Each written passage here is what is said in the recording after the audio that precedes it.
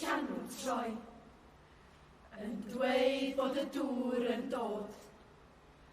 Gwelant yr yfeddwy'n chwythu o'r gorwel, canwy bod y cawn i gyd ei sgubor i sgiw.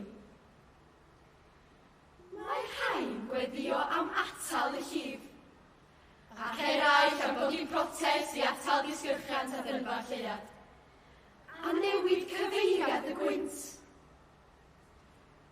Ninnau, cydiwn yn ei byrdau ysgam, rhedeg i reidion a bwrwyddi.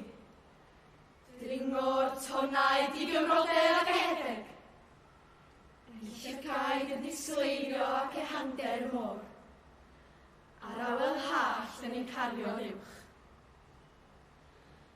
Ac osbydd tasgu'r dŵr yn llosgi. A mympwyr gwynt yn ein taflu at ddibyn trychineb. Safwn yn frau ar erchwyn y byd. A chwympon o